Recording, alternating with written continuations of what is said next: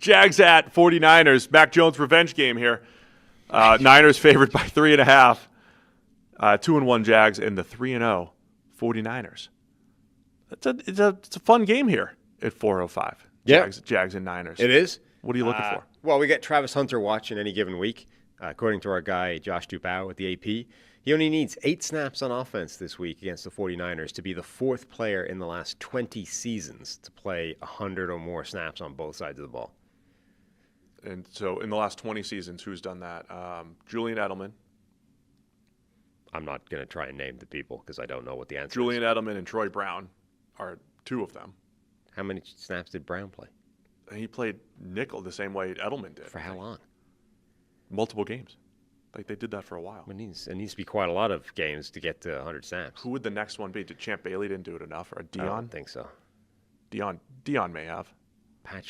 Did Patrick Peterson play enough on offense? Probably not 100 snaps. Come on, Josh, let us. I don't know. Send us the names, This Josh. is I know you stupid. listen. It's a ridiculous exercise to be speculating when we don't know the answer. That's my guess. It's like it's like the Aflac trivia question. Maybe you need the answer. Well, Josh listens to all 8 hours of our content every week, so he's gonna. We're just like rambling, saying names. He's gonna DM us the answers that we'll give to you maybe tonight. Tonight on the watch along, tune in for the answer to the 4 players that have played at least 100 snaps. Are you DMing him right now? No. Okay. What else are you looking for in this? Can the Jags offense actually get on track here?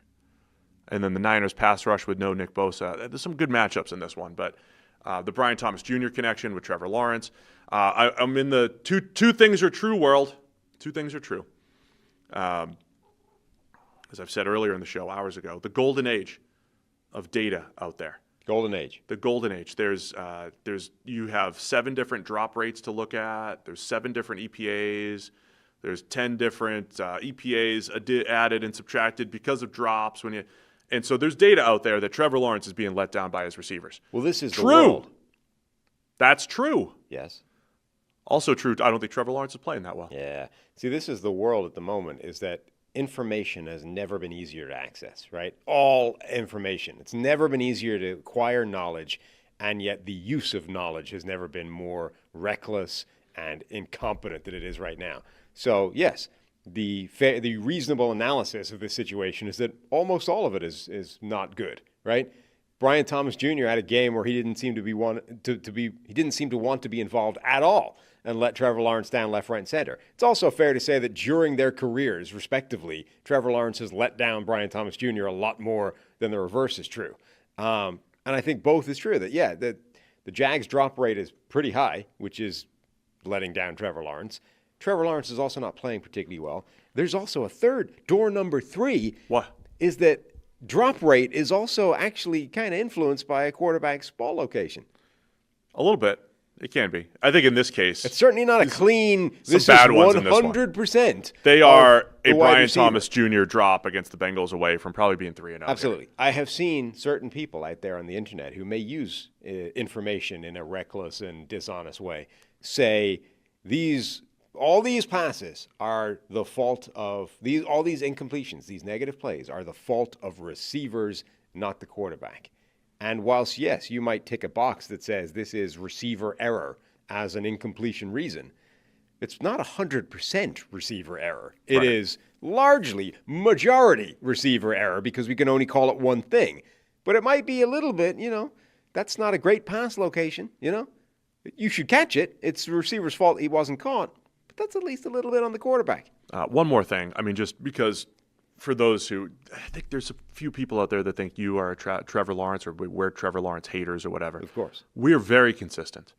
2023, I believe it was, where Lawrence, I thought, played well for some serious stretches before he got injured, and he was really let down by his receivers. Now, you could also say, hey, these passes that could have, would have, should have been hauled in, a little off or a little late, but we were generally saying in 2023, I believe it was, Lawrence is playing way better than his numbers. He's got all these passes dropped in and around the end zone. He's got this bad interception luck, whatever it was. It's not as simple as there's a lot of drops, therefore the guy's better. Right now, there's a lot of drops, and I think he could be playing better. So it's really, I like to isolate the quarterback's play and see what he's doing. In previous years, I thought he was absolutely let down by his receivers and was playing well. right now there's something just off about this offense. Hey guys, real quick, only 40% of our viewers are actually subscribed, so let's change that. Hit that subscribe button, and now let's get back to the action. Yeah, and it is the whole offense. So this is the problem, right? I don't think Trevor Lawrence is playing particularly well. Brian Thomas Jr., as we just mentioned, has had at least one game where he just seemed completely disinterested, and that's a weird dynamic. Travis Hunter has been trapped in this weird world of you're a slot guy only, effectively, even though he didn't do that in college. And Liam Cohen is saying this is where he's playing this year. He's playing, yeah. We're not moving him around. De'Ami Brown, rather, is hurt. Parker Washington is the guy that's going to be taking his snaps. It's not going to be Travis Hunter steps into a different role. Travis Hunter is going to be playing what he's playing. So we're just in this world now where the only thing really going well for the Jags offense is the run game looks pretty good. They do. They're creating some explosive plays there. Travis Etienne, Bashal Tutin, they've got some big playability in the run game. Niners' run defense has been pretty good, better than expected, but no Nick Bosa. That certainly affects both sides of that, run game and pass game. Other side, there's a chance we see Brock Purdy, right?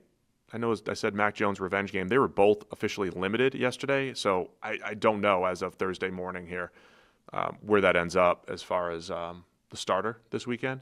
But Niners have been playing some close games, sneaking out to 3-0. I think it's a pretty evenly matched game. I think the Jags pass rush with Josh Hines-Allen, they've moved him a little bit more, right? They might be able to get him away from Trent Williams and create some mismatches on the other side. But Josh Hines-Allen, Trayvon Walker, Eric Armstead, they're stunting a ton. They're freeing up Walker and his speed, and I think they have a chance to create some havoc against this Niners offensive line.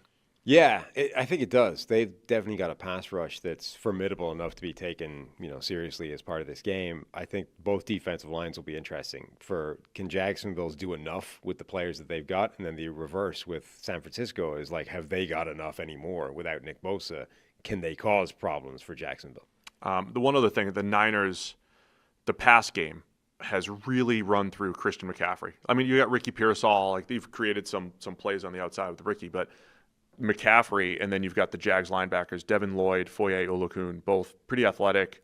Them against McCaffrey, I think, is a matchup with how much he's been relied upon so far through 3 weeks because of the injuries. So, and then the Jags have Dennis the Barbarian Gardeck. The Barbarian. Just saying. The Barbarian. Only one team here has a Barbarian. And he's just getting eased into the mix, right? I mean, the Barbarian, if the Jags make a little playoff run here, and he's probably got like 3 sacks on his way to a Super Bowl. I'm projecting a little bit too much. Sure. Now. All right. Niners by 3.5. I'm going to go with Jacksonville. I am too. I'm taking the Jags on the road, 4:05 start.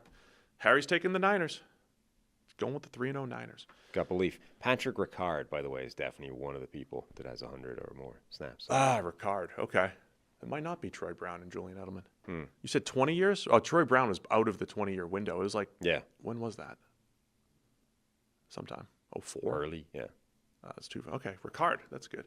What about the Wake Forest pass rusher that the Giants had? Didn't he play fullback in the underside? He just there was like a 250-pounder that would line up at nose tackle and just run spin moves all the time as a pass rusher. I don't remember who you're talking about. Early PFF days, high pass rush win rate, but he was like a fullback. Nikita Whitlock. Oh God, Nikita Whitlock. Aflac trivia question. Thanks for watching all the way to the end of the video. Check the Mic is live every Monday, Wednesday, and Thursday, so be sure to hit the subscribe button so you don't miss a thing. And the all-knowing algorithm is convinced you'll also like these videos, and who are we to argue?